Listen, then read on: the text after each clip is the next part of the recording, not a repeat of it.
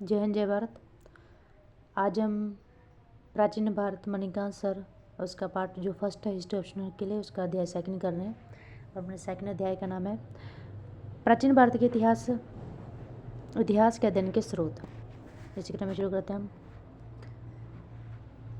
भारतीय इतिहास के किसी भी काल के अध्ययन में पर्याप्त अध्ययन सामग्री की उपलब्धता एक आवश्यक शर्त है। प्राचीन काल के इतिहास के अध्ययन में भी साहित्यिक तथा पुरातात्विक दोनों प्रकार के स्रोत उपलब्ध हैं, यद्यपि मध्यकाल तथा आधुनिक काल के स्रोतों की तुलना में यह अपेक्षाकृत सीमित है। सर्वप्रथम हम अध्ययन के स्रोत के रूप में साहित्यिक साक्ष्यों का अध्ययन करेंगे। यद्यपि भारतवर्ष का प्राचीन इतिहास अध्ययन गौरवपूर्ण रहा है, तथापि प्राचीन भारतीय साहित्य में आधुनिक इतिहास के रूप में विकसित साहित्य का अभाव रहा है। हमारे जहाँ भारद्वाज, वशिष्ठ, अगस्त्य जैसे धर्मग्रंथ लेखक यहाँ वाचक तो हुए हैं, परंतु हेरोडोटस अथवा लिवी जैसे इतिहास लेखक नहीं उत्पन्न हुए। कुछ पाश्चात्य विद्वानों ने यह निर्धारित करने की कोशिश की है कि प्राचीन भारत के लोगों में पर्याप्त ऐतिहासिक बुद्धि का अभाव था। वे समय की अवधारणा को रेखीय विकास की बजाय चक्रीय विकास के रूप में देखते थे। इस वजह से प्राचीन भारत के अधिकांश ग्रंथ मिथकों का ही प्रतिनिधित्व करते दिखते हैं। किंतु गौर से देखने पर ऐसा ज्ञात होता है कि प्राचीन भारत के लोगों में पर्याप्त ऐतिहासिक बुद्धि विद्यमान थी, परंतु प्राचीन लेखकों की इतिहास विषयक जो संकल्पना थी यूरोपीय संकल्पना से पृथक थी। वे घटनाओं के विवरण में कार्य कारण संबंधों को नहीं तलाशते थे, बल्कि उनके लिए लेखन का उद्देश्य ब्रिटेन में महाभारत के अनुसार 4 पूर्वार्थों को प्राप्त करना था। अतः उनकी तुलना हेरोडोटस जैसे विद्वानों से नहीं की जानी चाहिए। भारत के ज्ञात इतिहास में हड़प्पा सभ्यता सबसे प्राचीन मानी जाती है, परंतु इस सभ्यता के अध्ययन में साहित्यिक स्रोत का उपयोग नहीं हो सका है। यद्यपि हड़प्पा लोगों को लेखन कला का ज्ञान था, प्राचीन भारत के इतिहास के अध्ययन में साहित्यिक स्रोतों को अध्ययन की सुविधा की दृष्टि से 2 भागों में रखकर समझा जा सकता है: धार्मिक साहित्य तथा धर्मेतर साहित्य। धर्मेतर साहित्य मतलब धर्म से हटकर जो साहित्य है उसे धर्मेतर साहित्य कहते हैं, और धार्मिक साहित्य यानी धर्म को समाविष्ट करते हुए जो साहित्य लिखा गया उसे धार्मिक साहित्य कहते हैं। पूर्ण धार्मिक साहित्य को ब्राह्मण साहित्य, बौद्ध साहित्य तथा जैन साहित्य के रूप में विभाजित किया जा सकता है। ब्राह्मण साहित्य में सर्वश्रेष्ठ स्थान वेदों या श्रुति यानी श्रुति अथवा संहिता को दिया गया है। इनकी संख्या 4 है, यानी ऋग्वेद, सामवेद, यजुर्वेद और अथर्ववेद। ब्राह्मण साहित्य का सबसे प्राचीन भाग ऋग्वेद है। इससे प्रारंभिक वैदिक और आर्यों के जीवन तथा उनकी संस्कृति की झलक मिलती है। इस ग्रंथ का काल लगभग 1500 ईसा पूर्व से 1000 ईसा पूर्व तक का माना जाता है, और आगे उत्तर वैदिक काल के अध्ययन के लिए सामवेद, यजुर्वेद और अथर्ववेद का अध्ययन आवश्यक है। नीचे के तीनों वेदों का काल 1000 ईसा पूर्व से 600 ईसा पूर्व तक माना जाता है। उपरोक्त सभी ग्रंथों से आर्यों के विस्तार एवं उनकी धार्मिक मान्यताओं के साथ उनके राजनीतिक, सामाजिक एवं धार्मिक विकास की झलक मिलती है। उपनिषद भी इसी काल की रचना है, जो किसी न किसी वेद से संबंध है। ये जो उपनिषद थे जय वेदों की रचना के बाद लिखे गए थे और उसी से ही संबंधित है। इसमें आर्यों के प्राचीनतम दार्शनिक ज्ञान की झलक मिलती है। उपनिषदों में क्या मिलता है? आर्यों के प्राचीनतम दार्शनिक ज्ञान की झलक मिलती है, जो कि प्राय आत्मा, सृष्टि, जीव, मृत्यु उपरांत जीवन और फिर ईश्वर के स्वरूप तथा वास्तविक सुख आदि पर केंद्रित है। वेदों के अर्थ को सरल ढंग से समझने के लिए वेदांगों की रचना की गई। ये 6 भाग में उपलब्ध हैं, जैसे शिक्षा, कल्प, व्याकरण, निरुक्त, छंद तथा ज्योतिष। उपरोक्त वेदांगों पर समय समय पर विभिन्न विद्वानों ने टीकाएं लिखकर इन्हें और समृद्ध बनाने का प्रयास किया है। सूत्र साहित्य के आगे स्मृति साहित्य की रचना मिलती है। मनु स्मृति को सबसे प्राचीन स्मृति के रूप में मान्यता मिली हुई है। आगे याज्ञवल्क्य, नारद, बृहस्पति, कात्यायन आदि विद्वानों ने भी स्मृति की रचना की है। उपरोक्त सभी स्मृतियाँ प्राचीन भारत के विधि ग्रंथों के समान बेहतर होती थी। आगे उपलब्ध साहित्य के स्रोतों में महाभारत तथा रामायण और पुराण अध्ययन की दृष्टि से महत्वपूर्ण है। इनका अंतिम संकलन लगभग 400 ईसा पूर्व यानी 400 ईस्वी के आसपास माना जा सकता है। महाभारत की रचना का श्रेय महर्षि व्यास को दिया जाता है। अपने रचना के समय इसमें 8800 श्लोक मात्र थे, परंतु अंतिम संकलन के समय इनके श्लोकों की संख्या बढ़कर 24,000 हो गई। इसकी मूल कथा कौरवों एवं पांडवों के मध्य युद्ध की है, जो उत्तर वैदिक काल तक की हो सकती है। इसके विवरणात्मक अंश का उपयोग वेदोत्तर काल के संदर्भ में किया जा सकता है, और उपदेशात्मक अंश का सामान्यतः मौर्योत्तर काल और गुप्त काल के संदर्भ में। रामायण की रचना संवत ईसा पूर्व 5वीं सदी से आरंभ होकर ईसा की 12वीं सदी तक चलती प्रतीत होती है। इस ग्रंथ में अयोध्या पर्यटन में कौशल के शासक राम द्वारा लंका विजय का विवरण है। इस ग्रंथ की सबसे बड़ी विशेषता है कि इसमें नायक राम को बिना किसी मानवीय सहायता के लंका पर विजय प्राप्त करते हुए दिखाया गया है। वर्णन के क्रम में आर्य तथा द्रविड़ भौगोलिक क्षेत्रों के अलावा वहाँ के सामाजिक तथा राजनीतिक पृष्ठभूमि को भी बखूबी दिखाया है। खासकर पितृसत्तात्मक परिवार व भिन्न भाइयों के मध्य प्रेम, स्त्रियों की स्थिति तथा मनुष्य का प्रकृति से लगाव आदि विषय को आकर्षक ढंग से प्रस्तुत किया गया है। पुराणों की संख्या मुख्य रूप से 18 बताई गई है। इनमें मत्स्य, मार्कंडेय, विष्णु, वायु, ब्राह्मण तथा गरुड़ पुराण प्रमुख हैं। सबसे प्राचीन पुराण में मत्स्य पुराण की गिनती होती है। मत्स्य, वायु तथा विष्णु पुराणों में राजवंशों का वर्णन है। यद्यपि इन पुराणों में राजवंशों के संबंध में दिए गए विवरण परस्पर भिन्न हैं, तथापि महाभारत युद्ध के पश्चात जिन राजवंशों ने ईसा की 6वीं शताब्दी तक राज किया, उनके विषय में जानकारी प्राप्त करने का एकमात्र साधन पुराण ही है। हाल में एक विद्वान ने भारतीय पुराणों के तिथि क्रम तथा वंशावलियों की ऐतिहासिकता स्पष्ट करने के लिए आर्थिक सामाजिक दृष्टिकोण को अपनाया है। प्राचीन भारतीय इतिहास के अध्ययन के स्रोत के रूप में बौद्ध साहित्य की महत्वपूर्ण भूमिका दिखती है। बौद्ध साहित्य में हमें एक वैकल्पिक दृष्टिकोण की झलक मिलती है, अर्थात संस्कृत साहित्य में समाज के अभिजात्य तत्वों की झलक मिलती है, तो पाली साहित्य में जन सामान्य की। पाली ग्रंथों में ऐतिहासिक व्यक्तियों तथा घटनाओं का उल्लेख मिलता है। प्राचीनतम बौद्ध ग्रंथ पाली भाषा में लिखे गए थे। आगे महायान धर्म के विकास के साथ बौद्ध धर्म संस्कृत में भी लिखे जाने लगे। बौद्ध ग्रंथ का मूल त्रिपिटक है। इसमें सुत्त पिटक, विनय पिटक तथा अभिधम पिटक शामिल है। सुत्त पिटक में भगवान बुद्ध के वचनों तथा धार्मिक विचारों को शामिल किया गया है। विनय पिटक में बौद्ध संघ के नियमों का उल्लेख है और अभिधम पिटक में गूढ़ बौद्ध दर्शन का विवेचन है। इन बातों के अलावा तीनों पिटक बुद्ध की मृत्यु के समय तथा उसके उपरांत की राजनीतिक सामाजिक स्थितियों पर भी प्रकाश डालता है। इसके अलावा जातक कथा से भी तत्कालीन समाज पर प्रकाश पड़ता है। जातक कथा में बुद्ध के पुनर्जन्म की कहानी है। वंश साहित्य बैठ में दीवंश, महावंश से श्रीलंका के इतिहास का ज्ञान होता है।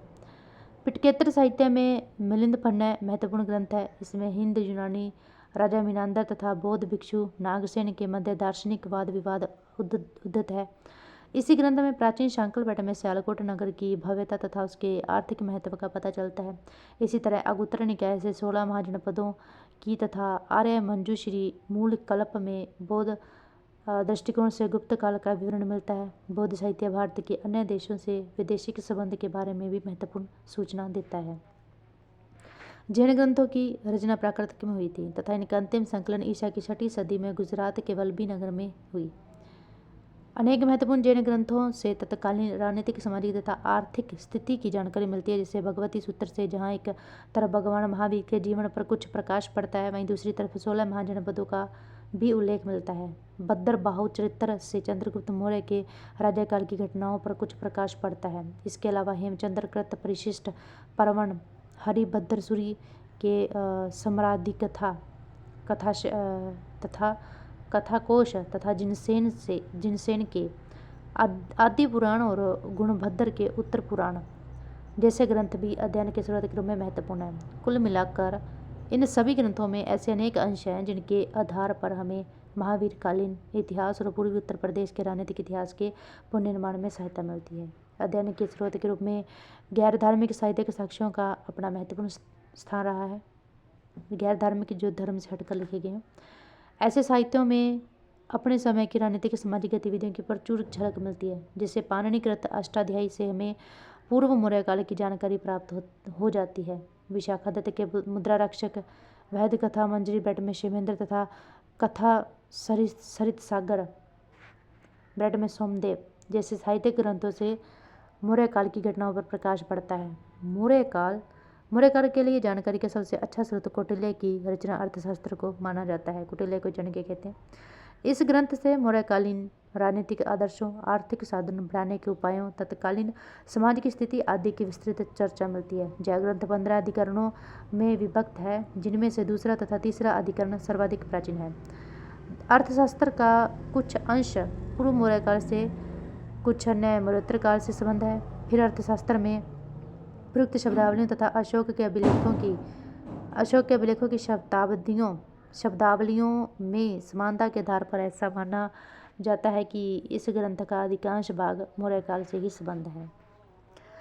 गार्गी सीता यद्यपि एक ज्योतिष ग्रंथ के रूप में संकलित है, तथापि उससे भारत पर होने वाले यवन आक्रमण का उल्लेख मिलता है। यहीं से पता चलता है कि यवनों ने साकेत, पांचाल, मथुरा तथा कुसुम ध्वज पर आक्रमण किया था। पंतजलि के महाभाष्य से शुंग वंश के इतिहास का पता चलता है। कालिदास के मालविकाग्निमित्रम से शुंगकालीन राजनीतिक एवं सामाजिक जीवन की झलक मिलती है। यहीं से पता चलता है कि अग्निमित्र ने किस प्रकार यवन आक्रमण को भारत के अन्य भागों में प्रसारित होने से रोका। साहित्यिक साक्ष्यों से में भी विभिन्न विद्वानों द्वारा अपने संरक्षकों के लिए लिखी जीवनी का महत्वपूर्ण योगदान है। जैसे बाणभट्ट के हरचरित्र से हर्षवर्धन के राज्यकाल की गूढ़ जानकारी प्राप्त होती है। वागपति के गूढ़वाहन में कन्नौज नरेश पर आक्रमण तथा उसके वध का वर्णन है। और विल्हण का जो विक्रमाक देवचरित्र, पद्मगुप्त का नवसहा का चरित्र, संध्याकर नंदी द्वारा रामचरित्र तथा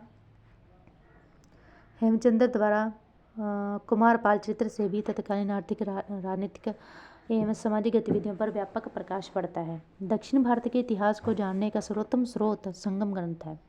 संगम ग्रंथों के संकलन का अंतिम काल 6वीं सदी तक माना जाता है। संगम ग्रंथ लौकिक साहित्य का प्रतिनिधित्व करता है। इसमें चोल, चेर तथा पांड्य राजाओं का इतिहास तथा उस काल की सामाजिक गतिविधियों का व्यापक वर्णन किया गया है। संगम ग्रंथों में बहुत सारे नगरों का उल्लेख मिलता है तथा विभिन्न तटीय नगरों में जैसे कि कावेरी पट्टनम से यवन तथा स्थानीय व्यापारियों के मध्य परस्पर व्यापार वाणिज्य जो होता था उसका भी क्या मिलता है, जिक्र मिलता है। इस प्रकार ईसा की आरंभिक सदियों में प्रायद्वीपीय तमिलनाडु के लोगों के जीवन के अध्ययन के लिए संगम साहित्य ही विश्वसनीय स्रोत दिखता है। संगम साहित्य में व्यापार वाणिज्य के बारे में दी गई जानकारी की पुष्टि विदेशी वृत्तांतों तथा पुरातात्विक स्रोतों से भी होती है। अध्ययन के साहित्य के स्रोत के रूप में विदेशी यात्रियों द्वारा दिए गए विवरणों का भी अपना महत्व है। पर्यटक बनकर बैठे में डायमेकस, हवेंसांग तथा फाह्यान अथवा राजदूत बैठ में जैसे कि मेगास्थनीज, डायसिस बनकर अनेक विदेशी भारत में आए तथा अपना यात्रा वृत्तांत उन्होंने लिखा। विदेशी वृत्तांत के पक्ष में एक तथ्य यह है कि सामान्यतः विदेशी लेखक उस पूर्वाग्रह से जिससे कई भारतीय लेखक ग्रस्त थे मुक्त रहे हैं। यद्यपि कई स्थलों पर उनके वृत्तांत सर्वदा सही तथा अस्पष्ट जैसे दिखते हैं, तथापि उनको भारतीय स्रोतों के साथ मिलाकर पढ़ने से तिथि क्रम का निर्धारण ज़्यादा सरल तथा व्यवस्थित हो जाता है। जैसे यूनानी लेखकों ने 326 ईसा पूर्व में भारत पर आक्रमण करने वाले सिकंदर के समकालीन शासक का नाम सेंट्रोकोटस बताया है, जिनकी पहचान चंद्रगुप्त मौर्य के रूप में हुई तथा चंद्रगुप्त मौर्य के राज्यारोहण की तिथि सुनिश्चित हुई। मेगास्थनीज की इंडिका को अगर अर्थशास्त्र से मिलाकर पढ़ा जाए तो मौर्य शासन पद्धति की स्पष्ट जानकारी मिल जाती है। इसी प्रकार जस्टिन के विवरण से मौर्य सेना के बारे में जानकारी मिलती है। और एरियन, टोलेमी और प्लिनी आदि लेखक भी समान रूप से महत्वपूर्ण रहे हैं। यूनानी लेखकों के साथ चीनी लेखकों के विवरण भी प्राचीन भारतीय इतिहास के पुनर्निर्माण में काफ़ी सहायक रहे हैं। इन चीनी यात्रियों में फाह्यान, ब्रैटमैन गुप्तकाल, हवेंसांग, ब्रैटमैन हर्षकाल, सुंग युंग, इत्सिंग जैसे यात्रियों के विवरण का व्यापक महत्व है। चीनी लेखकों के साथ अरब लेखकों के विवरणों से पूर्व मध्यकाल के इतिहास पर प्रकाश पड़ता है। और अरब लेखकों में अल मसूदी, सुलेमान तथा अल बैरूनी का नाम प्रमुखता से लिया जाता है। इन लेखकों ने भारतीय राजदरबार तथा भारतीय जनजीवन का अध्ययन कर अपना यात्रा वृत्तांत तैयार किया है, जो काफ़ी हद तक सही प्रतीत होता है। हाल के दशकों में साहित्य के ग्रंथों के अध्ययन में कई नवीन तकनीकी उभर कर आई है। प्रथम इन ग्रंथों का मूल्यांकन समाज शास्त्रीय दृष्टिकोण से किया जाने लगा है। तथ्यों के विश्लेषण में अंतर अनुशासनात्मक दृष्टिकोण अपनाया जा रहा है और किसी ग्रंथ विशेष के विभिन्न स्तरों के अन्वेषण के लिए भाषा विज्ञान तथा कंप्यूटर का भी उपयोग किया जा रहा है।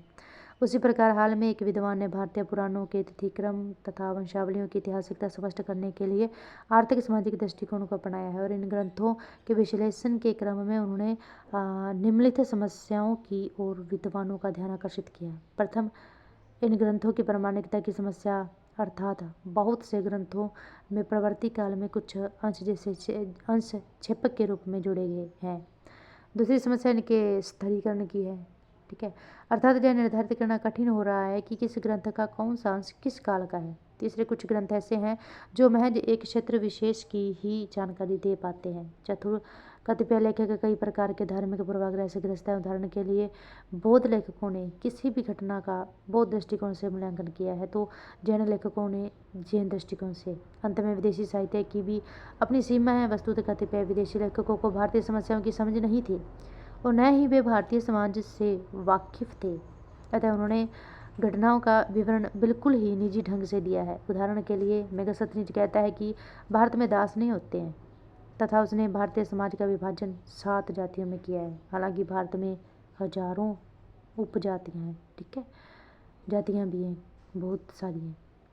क्योंकि पुरातात्विक सामग्रियों की तुलना में साहित्यिक सामग्रियां बहुलता में उपलब्ध हैं, साथ ही साहित्यिक सामग्रियां पुरातात्विक सामग्रियों की तुलना में कहीं अधिक सूचनाएं प्रदान करती हैं।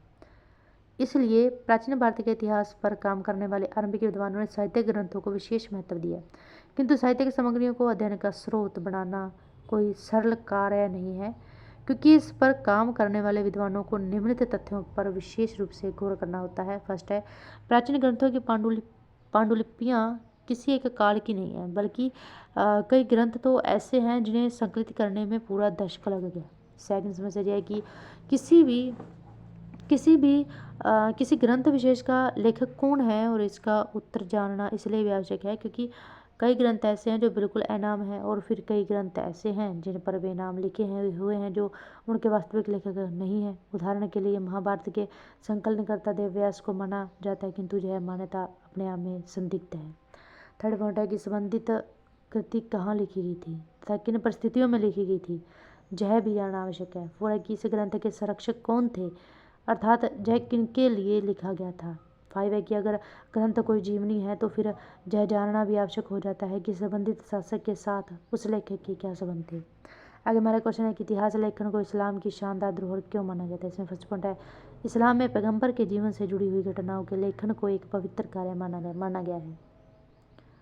माना गया था और उसी प्रकार खलीफाओं के जीवन से जुड़ी हुई घटनाओं के विवरण को भी धार्मिक कृत्य माना गया था। सेकंड है कि यही बात आगे सुल्तानों पर भी लागू हुई तथा सुल्तान के जीवन से जुड़ी हुई घटनाएं भी पवित्र कार्य कही गई। थर्ड है कि फिर इस्लाम का जब पूर्व की तरफ विस्तार हुआ तो वह ईरानी संस्कृति के प्रभाव में आ गया।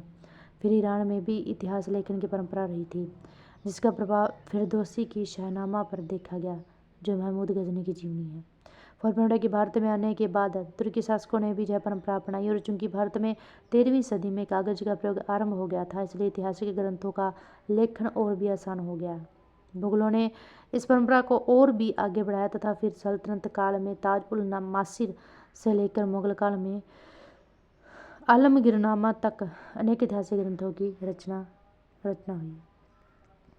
आगे मेरा क्वेश्चन है कि प्राचीन भारतीय श्रुति साहित्य का ऐतिहासिक साक्ष्यों के रूप में किस सीमा तक उपयोग किया जा सकता है। तो इसका आंसर है कि अध्ययन स्रोत के रूप में साहित्यिक साक्ष्य का महत्व इस बात में निहित है कि यह किसी काल विशेष का व्यापक चित्र उपस्थित करता है तथा आर्थिक जीवन के साथ साथ राजनीतिक घटनाक्रम, सामाजिक संगठन तथा धर्म और दर्शन के विषय में भी विस्तार से जानकारी प्रदान करता है। सबसे आरंभिक साहित्य के साक्ष्य के रूप में श्रुति साहित्य अथवा वैदिक साहित्य को लिया जाता है। इनके द्वारा 1500 ईसा पूर्व से 500 ईसा पूर्व के बीच उत्तर पश्चिम से लेकर उत्तर भारत तक लोगों के जीवन पर प्रकाश पड़ता है। श्रुति साहित्य में 4 वेद यथा ऋग्वेद, सामवेद, यजुर्वेद, अर्थवेद, ठीक है, और ब्राह्मण ग्रंथ, आरण्यक एवं उपनिषद शामिल है। श्रुति साहित्य से वैदिक कार्यों के भौगोलिक विस्तार, विभिन्न कबीलों के बीच संबंध, उनके राजनीतिक संगठन एवं जनजातीय समाज का आकर्षक समाज में ढल जाने तथा धर्म व दर्शन की जानकारी मिलती है। श्रुति साहित्य के कारण ही वर्तमान में हम हड़प्पा सभ्यता की तुलना में वैदिक सभ्यता की कहीं अधिक जानकारी रखते हैं। परंतु हमें यह ध्यान रखना चाहिए कि श्रुति साहित्य मौखिक परंपरा से आगे बढ़ता है, इसलिए इसके द्वारा दी गई सूचनाओं का बहुत ही सतर्कता से उपयोग करने की जरूरत है। इनके द्वारा कही गई बातों की पुष्टि अन्य समकालीन स्रोतों यथा ईरानी ग्रंथ, जिंद अवेस्ता, एशिया माइनर से प्राप्त भाग्य कोई अभिलेख तथा चित्रित दूसरे मर्दबाण स्थलों से प्राप्त सूचनाओं के द्वारा करने की जरूरत है। इसलिए ऐतिहासिक स्रोत के रूप में श्रुति साहित्य का एक सीमा तक ही उपयोग किया जा सकता है। आगे पुरातात्विक स्रोत, तो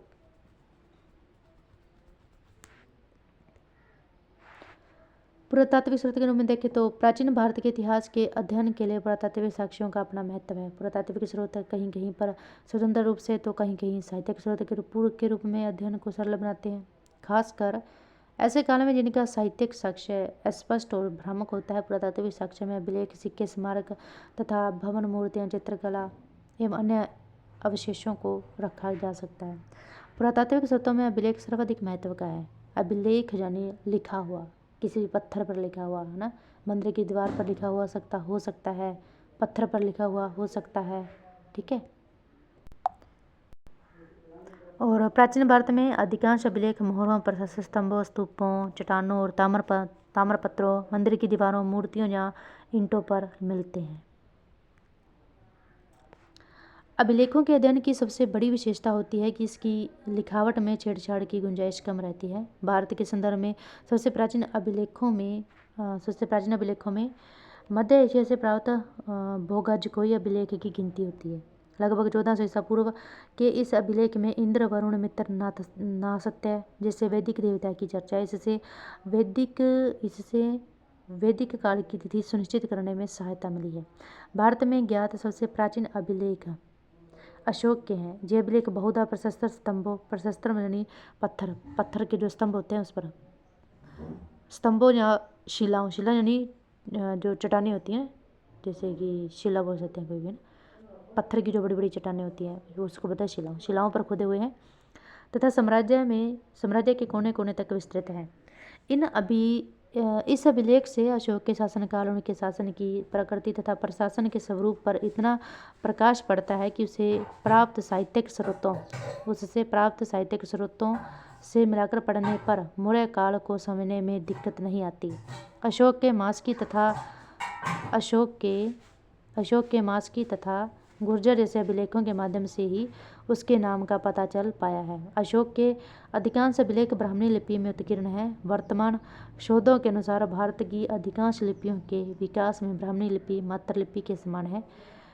उत्तरी पश्चिमी भारत के कुछ अभिलेख खरोष्टी लिपि में उत्कीर्ण मिलते हैं।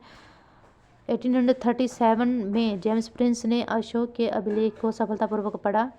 इसके पश्चात मौर्य काल के पुनर्निर्माण में वास्तविक सफलता मिल सकी। मौर्य काल के पश्चात गैर सरकारी अभिलेख भी प्रचुर संख्या में मिलने लगते हैं, जैसे भूमि अनुदान पत्र ताम्रपत्र पर अंकित मिलते हैं। कुछ निजी अभिलेख मंदिरों तथा मूर्तियों पर भी उत्कीर्ण पाए गए हैं। इससे तत्कालीन भारत के सामाजिक, राजनीतिक, आर्थिक व्यवस्था पर काफ़ी प्रकाश पड़ता है। ऐसे अभिलेखों से भाषा के विकास का भी ज्ञान होता है। उदाहरण के लिए भारत में गुप्त काल से पहले के ऐसे अभिलेख प्राकृतिक भाषा में मिलते हैं, जबकि गुप्त तथा गुप्तोत्तर काल के अभिलेख संस्कृत भाषा में मिलते हैं। कलिंग के शासक खारवेल का हाथी गुम्फा अभिलेख, मिलिंद का रेह अभिलेख, रुद्रदामन का जूनागढ़ अभिलेख, कनिष्क एवं अन्य कुषाण शासकों के अभिलेख भारतीय इतिहास की अनेक विस्त्रमत घटनाओं से हमारा परिचय कराते हैं। इसी प्रकार समुद्रगुप्त की प्रयाग प्रशस्ति, राजा चंद्र की महरौली अभिलेख और स्कंदगुप्त का भीतरी अभिलेख, हर्षवर्धन का मधुबन एवं बांसखेड़ा अभिलेख, पाल शासकों के अभिलेख, दक्षिण भारत के सातवाहनों, चोलों, चालुक्यों, राष्ट्रकूटों आदि के अभिलेखों से राजनीतिक इतिहास के अतिरिक्त प्रशासनिक, सामाजिक, आर्थिक, शैक्षणिक तथा धार्मिक स्थिति की जानकारी मिलती है। गुप्त काल की भूमि व्यवस्था की जानकारी प्राप्त करने के लिए अभिलेख महत्वपूर्ण साधन है। इन अभिलेखों की प्रामाणिकता तथा एवं उपयोगिता इसलिए बढ़ जाती है कि बहुत से अभिलेखों में इन्हें जारी करने वाले शासकों, पदाधिकारियों या व्यक्तियों का उल्लेख किया गया है। अभिलेखों में तिथि रहने से काल निर्धारण की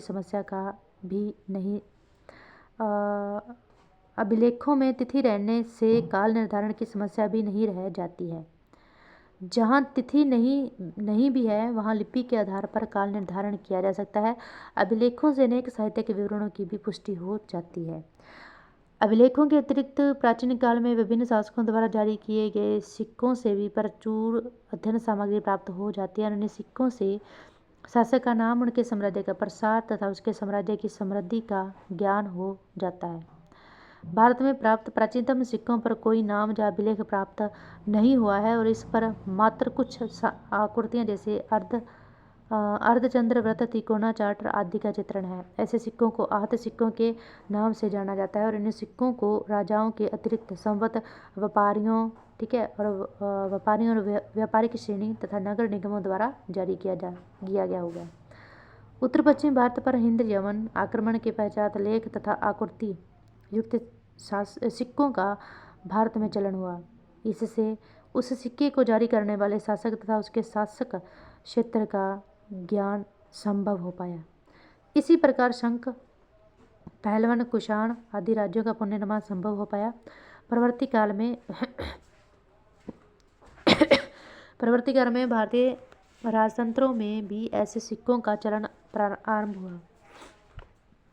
पंचाल के मित्र शासक मालव, योद्धा आदि गणराज्यों का पूरा इतिहास उनके सिक्कों के आधार पर ही लिखा गया है। सिक्कों की बड़ी संख्या में एक स्थान पर मिलने से यह अनुमान लगाया जाता है कि वह स्थान संबंधित राज्य की शक्ति का केंद्र रहा होगा।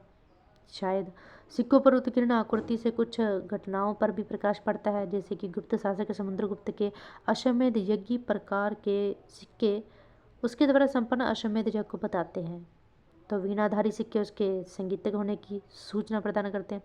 चंद्रगुप्त द्वितीय के चांदी के सिक्कों से यह अनुमान लगाया जाता है कि उनके शंखों पर उसने जो शंख थे ना, कि उसने शंखों पर विजय प्राप्त की होगी। उस समय चांदी के सिक्के केवल पश्चिमी भारत में ही प्रचलित थे। विभिन्न प्रकार के स्मारकों, भवनों, मंदिरों, मूर्तियों तथा चित्रकला की शैली आदि से भी प्रचुर अध्ययन सामग्री प्राप्त हो जाती है। विभिन्न प्रकार के स्मारक से जहाँ उसकी शैली का ज्ञान होता है, वही उसके निर्माता के विषय में भी सूचना मिल जाती है तथा यह सूचना भी प्राप्त होती है कि उनके निर्माण का प्रयोजन क्या था। यही बात मंदिर तथा मूर्तियों पर भी लागू होती है। हड़प्पा तथा मोहनजोदड़ो की खुदाई से जिस नगर का अवशेष मिलता है, उसी के आधार पर हड़प्पा सभ्यता का पुनर्निर्माण संभव हो पाया है। इन्हीं अवशेषों से ज्ञात हो पाया है कि समाज आर्थिक रूप से विभाजित था। इसी प्रकार विभिन्न बंदरगाहों की खुदाई जैसे कि अरिक्कमेडु से तथा वहां मिलने वाले पुरावशेषों से ज्ञात होता है कि किन किन देशों से भारत के व्यापारिक संबंध थे। इसी प्रकार नालंदा तथा विक्रमशिला के खंडरों से इन स्थानों की गरिमा प्रकट होती है। तक्षशिला और मथुरा से प्राप्त मूर्तियों के आधार पर गांधार और मथुरा मूर्तिकला की जानकारी मिलती है। सांची बरहूत के स्तूप, अजंता, एलोरा, एलिफेंटा बाग की गुफाएं तथा दक्षिण भारत के मंदिर प्राचीन शिल्पकला एवं चित्रकला के विकास पर प्रकाश डालते हैं। इन सब के अलावा कुछ अन्य पुरातात्विक अवशेष भी कभी कभी अध्ययन की दृष्टि से महत्वपूर्ण हो जाते हैं, जैसे हड़प्पा सभ्यता के कालीबंगा से मिले एक सिर में 6 छेद बने हैं। इससे तत्कालीन सभ्यता के शल्य चिकित्सा के ज्ञान का पता चलता है। इसी प्रकार अन्य अवशेष जैसे विभिन्न प्रकार के मर्दमांड, खिलौनों तथा मोहरों आदि से भी अध्ययन में सहायता मिलती है। मोहनजोदड़ो तथा अन्य हड़प्पा स्थलों से प्राप्त 500 मोहरों के आधार पर ही सिंधु सभ्यता के धार्मिक विश्वास की व्याख्या हो सकी है। इस प्रकार के मोहरों से तत्कालीन आर्थिक व्यवस्था तथा वाणिज्य व्यापार का भी ज्ञान होता है। हाल के कुछ दशकों में साहित्यिक स्रोतों के समानांतर पुरातात्विक स्रोतों का महत्व बढ़ता गया है। पुरातात्विक स्रोतों के पक्ष में निम्नलिखित बातें कही गई हैं। प्रथम, इसका स्वरूप वस्तुनिष्ठ होता है। इसमें मानवीय हस्तक्षेप की गुंजाइश बहुत कम होती है। उदाहरण के लिए हम पुरातात्विक स्रोतों के रूप में टीले, अभिलेख, मर्दमांड, स्मारक, सिक्के आदि पाते हैं, जो हजारों वर्षों से उसी प्रकार पड़े हैं अतः उनके द्वारा प्रस्तुत चित्र अधिक विश्वसनीय प्रतीत होते हैं। दूसरे, मानवीय इतिहास का कुछ अंश ऐसा है जिसके अध्ययन के लिए साहित्यिक सामग्री उपलब्ध नहीं है। उदाहरण के लिए पूर्व ऐतिहासिक काल, और इस काल के अध्ययन के लिए हमें पूरी तरह पुरातात्विक सामग्री पर ही निर्भर रहना पड़ता है। उसी प्रकार आधे ऐतिहासिक काल के अध्ययन में साहित्यिक स्रोत उपलब्ध हैं, परंतु जहाँ तो उस स्रोत का उपयोग नहीं हो सका है, जहाँ फिर स्रोत की प्रामाणिकता कहीं संदिग्ध है। इस स्थिति में भी पुरातात्विक स्रोतों का महत्व बहुत बढ़ जाता है। पुरातात्विक स्रोतों का उपयोग साहित्यिक स्रोतों से प्राप्त सूचनाओं को परिपुष्ट करने के लिए होता रहा है। परंतु ये सामग्रियाँ उन सूचनाओं को परिपुष्ट कर भी सकती हैं तथा नहीं भी कर सकती हैं, तथा जहाँ परिपुष्ट नहीं करती हैं कि वहाँ वैकल्पिक दृष्टिकोण देती है। पुरातात्विक स्रोतों के अध्ययन में भी व्यापक प्रगति देखी जा सकती है। अब पुरातात्विक स्रोतों के अन्वेषण में वनस्पति शास्त्र, जीव विज्ञान, भूगर्भ शास्त्र, समाजशास्त्र, मानव शास्त्र आदि के निष्कर्षों का व्यापक उपयोग किया जाने लगा है। इसके साथ पुरातात्विक अन्वेषण के क्रम में पर्यावरण की भूमिका पर भी विशेष बल दिया जाने लगा है। उदाहरण के लिए प्रथम नगरीकरण अर्थात हड़प्पा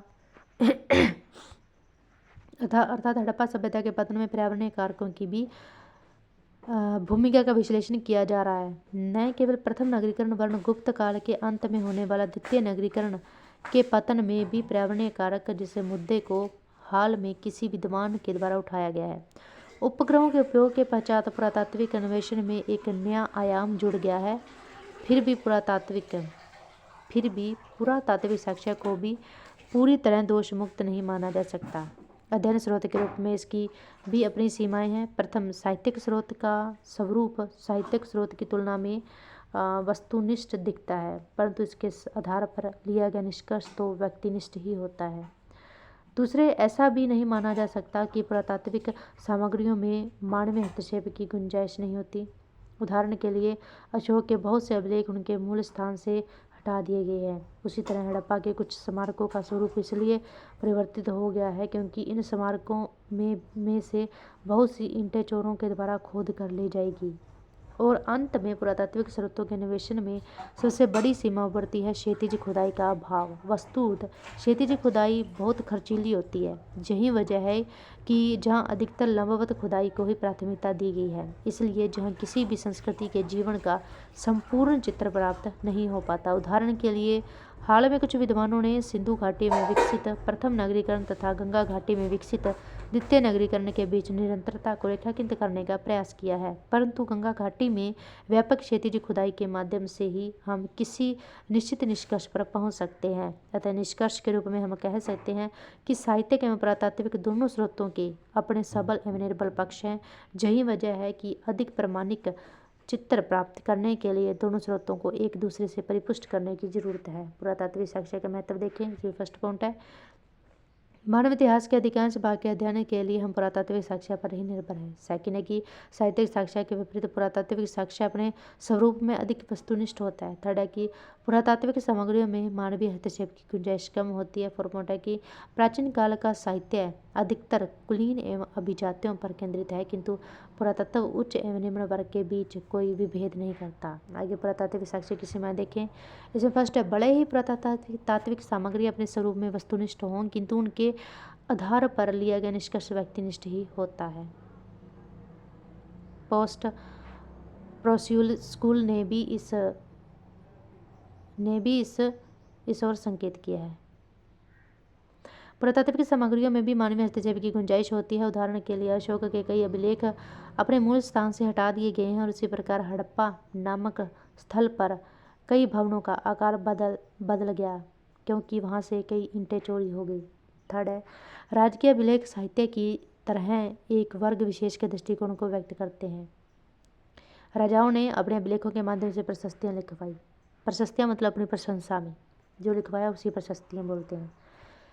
फोर पॉइंट है कि फिर हम ऐसा कह सकते हैं कि हम जिन पुरातात्विक सामग्रियों को महत्वपूर्ण समझकर उनका अध्ययन विश्लेषण करते हैं तो उनमें से सामग्रियों का एक बड़ा भाग ऐसा होता है जो आदि मानव के द्वारा परित्याग कर दिया गया होता है। फिर जब हम साहित्यिक सामग्री और पुरातात्विक सामग्रियों की तुलना करते हैं तो इनके बीच स्पष्ट विभाजन रेखा खींचना मुश्किल हो जाता है। इसका कारण है कुछ साहित्यिक सामग्रियों का पुरातात्विक महत्व का होना, जबकि कुछ पुरातात्विक सामग्रियों का साहित्य की तरह अध्ययन करने की जरूरत। उदाहरण के लिए महत्वपूर्ण ग्रंथों की पांडुलिपियाँ जो सैकड़ों एवं हजारों वर्षों से दबी पड़ी हैं, वे भी पुरातात्विक सामग्रियों की तरह खुदाई से निकल जाती हैं, जबकि पुरातात्विक खुदाई के मध्य अनेक अंकित सिक्के तथा अभिलेख निकल कर आते हैं जिन्हें पढ़ने की जरूरत होती है। पुरातात्विक अन्वेषण की विधियाँ देखें कौन कौन सी हैं। हाल के दशकों में पुरातात्विक अन्वेषण ने नए आयाम ग्रहण किए हैं। एक समय था कि प्राचीन समुदाय के अध्ययन में हमारी पूरी निर्भरता साहित्यिक साक्ष्य पर थी। किंतु पुरातात्विक अन्वेषण की नवीन तकनीकी के विकास के साथ आज न केवल साहित्यिक साक्ष्यों द्वारा प्रदत्त सूचनाओं को परिपुष्ट करने का प्रयास किया जा रहा है, वरन विभिन्न विषयों पर एक वैकल्पिक दृष्टिकोण भी ढूंढने का प्रयत्न किया जा रहा है। पुरास्थलों की खोज को प्राय पुरास्थल अन्वेषण अथवा पुरास्थल सर्वेक्षण या क्षेत्रीय सर्वेक्षण कहा जाता है। अनेक पुरातत्वविद इसे व्यवहारिक पुरातत्व या फिर फील्ड आर्कियोलॉजी कहना पसंद करते हैं। फील्ड आर्कियोलॉजी शब्द का सर्वप्रथम प्रयोग विलियम फ्रीमेन ने उन प्राकृतिक विज्ञानियों के लिए किया था जो वनस्पतियों एवं जीवित प्राणियों का अध्ययन उद्यानों एवं संग्रहालयों में नहीं बल्कि प्राकृतिक परिवेश में करते हैं। अन्वेषण या पैदल परिमार्गन से लेकर छायांकन तथा चुंबकीय परीक्षण आदि विधियां आजकल पुरास्थलों की खोज के लिए अपनाई जा रही हैं। इन विधियों का क्रमशः विकास हुआ है। प्रारंभ में पुरास्थलों की जानकारी आकस्मिक खोज तथा आकस्मिक यानी अचानक खोज तथा अन्वेषण के आधार पर, यानी जब हम खोजते हैं, खुद अन्वेषण करते हैं भौतिक रूप से, तो उसे बोलते हैं अन्वेषण के आधार पर होती थी। यह कार्य योजनाबद्ध ढंग से नहीं किया जा सकता था। ऐतिहासिक काल से संबंधित पुरास्थलों की खोज धार्मिक साहित्य, ऐतिहासिक प्राचीन ग्रंथों में प्राप्त वर्णनों तथा यात्रियों के वृत्तांतों आदि की सहायता से की जाती थी। भारत में भारतीय पुरातत्व सर्वेक्षण के निदेशक जनरल कनिंघम ने 7वीं शताब्दी ईस्वी के चीनी बौद्ध यात्री ह्वेनसांग के यात्रा वृत्तांत के आधार पर उत्तर भारत के अनेक ऐतिहासिक पुरास्थलों का पता लगाने में सफलता प्राप्त की थी। पुरातात्विक खोज के लिए भी उचित प्रशिक्षण की जरूरत होती है। जिस काल विशेष से संबंधित पुरास्थलों की खोज करने का लक्ष्य हो, उन्हीं के अनुरूप क्षेत्र का चुनाव किया जा सकता है। पूरा पौराणिक मानव प्राय पर्वतीय एवं पठारी क्षेत्रों में निवास करते थे, क्योंकि उनका जीवन फल फूल तथा कंदमूल के संग्रह और जंगली पशुओं के शिकार पर आश्रित था। नवपौराणिक मानव ने घने वनों से निकलकर अपेक्षाकृत समतल पर्वत की तलहटियों को अपने निवास के लिए चुना था। ऐतिहासिक काल के अधिकांश ग्राम एवं नगर प्राय नदियों के किनारे मैदानी क्षेत्रों में स्थित होते थे, जहाँ यह बात ध्यान देने योग्य है कि यदा कदा उपयुक्त कथन के अपवाद भी देखने को मिलते हैं। उदाहरण, गांगेय क्षेत्र के मैदानी भाग में स्थित उत्तर प्रदेश के प्रतापगढ़ जिले के अनेक स्थानों पर मध्यपाषाण काल के पुरास्थलों की खोज की गई है। पुरास्थलों की खोज का कार्य बहुत सरल कार्य नहीं है। पुरास्थलों को खोजने की विधियों को प्रमुख 2 वर्गों में विभाजित किया जा सकता है। फर्स्ट है परंपरागत पुरातात्विक पद्धति और सेकंड है वैज्ञानिक पद्धति। परंपरागत पुरातात्विक पद्धति देखें तो आकस्मिक खोज है ना, तल चिन्ह, संकेत और फिर साहित्य के विवरण। आकस्मिक खोज में देखें तो आकस्मिक खोज मानव की क्रियाकलापों के परिणाम स्वरूप अथवा प्राकृतिक कारणों से जब किसी पुरास्थल के विषय में अनायास ही जानकारी हो जाती है तो उसको आकस्मिक खोज की संज्ञा दी जाती है। अनेक महत्वपूर्ण एवं प्रसिद्ध पुरास्थल इसी प्रकार से प्रकाश में से ही समय आए हैं। भारत के पुरातत्व में बहुचर्चित ताम्र नदियाँ आकस्मिक ढंग से ही समय समय पर प्रकाश में आती रही हैं। तल चिन्ह संकेत मानव के आवास एवं अन्य क्रियाकलापों के संकेत चिन्ह पुरास्थलों की ऊपरी सतह पर कभी कभी बिखरे हुए मिल जाते हैं। प्रागैतिहासिक पुरापौराणिक स्थलों पर मानव निर्मित प्रयुक्त पाषाण के औजार एवं उपकरण विकीर्ण मिलते हैं। यदा कदा ऐसे उपकरणों के साथ जानवरों की अस्थियां भी उपलब्ध हो जाती हैं। साहित्यिक विवरण किसी देश के प्राचीन वाङ्मय के उपलब्ध साहित्यिक साक्ष्यों एवं यात्रियों के यात्रा वृत्तांतों आदि के आधार पर ऐतिहासिक काल के पुरास्थलों की खोज की जा सकती है। इन साक्ष्यों की विश्वसनीयता की जांच पड़ताल पुरातत्वविद वर्णित स्थानों पर जाकर समय कर सकते हैं। हमारी जो लास्ट विधि है वो है वैज्ञानिक पद्धति। पुरास्थलों को खोजने के लिए परंपरागत पद्धति के अतिरिक्त वैज्ञानिक पद्धति का भी सहारा लिया जाता है। वैज्ञानिक बहुमुखी प्रगति के फलस्वरूप पुरास्थलों की खोज की अनेक विधियों का विकास संभव हुआ है। वैज्ञानिक विधियाँ अधिक सटीक एवं उपयुक्त हैं, लेकिन ये विधियाँ प्राय अव्ययसाध्य हैं, यानी इसमें खर्च बहुत होता है और इनका प्रयोग भी सर्वत्र नहीं हो सकता, यानी इसका हम प्रयोग हर जगह नहीं कर सकते। प्रमुख वैज्ञानिक विधियों में हवाई छायांकन, भू परीक्षण, चुंबकीय परीक्षण, मृदा विश्लेषण एवं समुद्र तल की पुरातात्विक खोज का उल्लेख किया जा सकता है। हवाई छायांकन कैसे होता है? तो पुरास्थलों को खोजने का हवाई छायांकन एक महत्वपूर्ण माध्यम है। हवाई छायांकन की पद्धति का विकास क्रमश हुआ है। हवाई छायांकन से प्राप्त जानकारी के आधार पर किसी क्षेत्र अथवा स्थल का पुरातात्विक सर्वेक्षण अधिक सफलता एवं सूक्ष्मता के साथ किया जा सकता है। समतल एवं चौरस पुरातात्विक स्थल जो सामान्यतः दृष्टिगोचर नहीं होते हैं, उनका हवाई छायांकन के द्वारा ज्ञान प्राप्त किया जा सकता है। सैटेलाइट के माध्यम से प्राप्त चित्रों के द्वारा पुरातात्विक अनुसंधान कार्य और अधिक आसान हो सकता है और इस प्रकार हवाई छायांकन तथा सैटेलाइट छायांकन पुरास्थलों को खोजने के अत्यंत महत्वपूर्ण माध्यम सिद्ध हो रहे हैं।